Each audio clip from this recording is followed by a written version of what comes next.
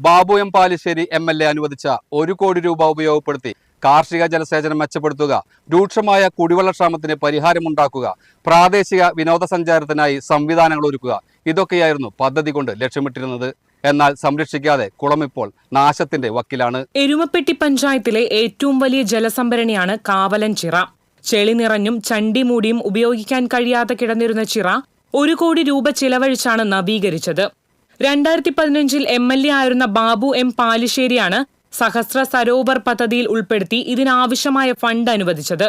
ചെളിയും പാറയും നീക്കം ചെയ്ത് ആഴവും വിസ്തൃതിയും വർദ്ധിപ്പിച്ചു. ചുറ്റുവശവും സംരക്ഷണ ഭിത്തി കെട്ടി ആളുകൾക്ക് കുളിക്കുവാൻ ഇറങ്ങുന്നതിനായി പടവുകളും നിർമ്മിച്ചു. 10,000 കുന്നത്തേരി പാടശേഖരങ്ങളിലേക്ക് ജലസേചനം നടത്തി ഇരിപ്പൂ കൃഷി പ്രോത്സാഹിപ്പിക്കുവാനും വിനോദസഞ്ചാരികളെ ആകർഷിക്കുന്നതിനുമായി ഇരിപ്പിടങ്ങളോട് കൂടിയ ഉദ്യാനവും ജലവിനോദത്തിനായുള്ള സംവിധാനങ്ങൾ ഒരുക്കുവാനും തുടർ പദ്ധതി ആവിഷ്കരിച്ചിരുന്നു. എന്നാൽ പിന്നീട് ഇതിന് വേണ്ട നടപടികൾ അധികൃതർ കൈക്കൊണ്ടില്ല. തൊഴിലുറപ്പ് പദ്ധതിയിൽ ഉൾപ്പെടുത്തി ഫലവൃക്ഷങ്ങളും ചെടികളും നട്ടുപിടിപ്പിച്ചെങ്കിലും സംരക്ഷിക്കാത്തതിനാൽ ഇവ നശിച്ചുപോയി. ചിറയ്ക്ക് ചുറ്റുഭാഗവും ഇപ്പോൾ പുല്ലും പാഴ്ചെടികളും വളർന്ന് കാടുപിടിച്ചു കിടക്കുകയാണ്. പടവുകൾ പൊട്ടിപ്പൊളിഞ്ഞും വെള്ളത്തിൽ ചണ്ടി നിറഞ്ഞും ചിറയിൽ ഇറങ്ങുവാനും വെള്ളം ഉപയോഗിക്കുവാനും കഴിയാത്ത അവസ്ഥയിലാണ്.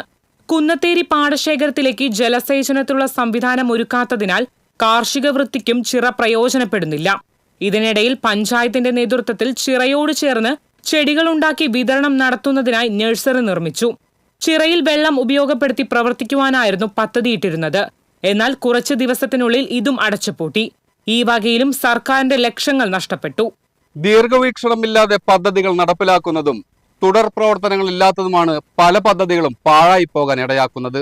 രൂക്ഷമായ ജലക്ഷാമം നേരിടുന്ന ഈ കാലഘട്ടത്തിൽ ഏറ്റവും വലിയ ജലസംഭരണിയായ കാവാലൻചിറ സംരക്ഷിക്കണമെന്നാണ് നാട്ടുകാരുടെ ആവശ്യം. ക്യാമറ പേഴ്സൺ ഇബ്രാഹിം പഴുവൂരിനോടൊപ്പം AM റഷീദ്, എരുമപ്പെട്ടി.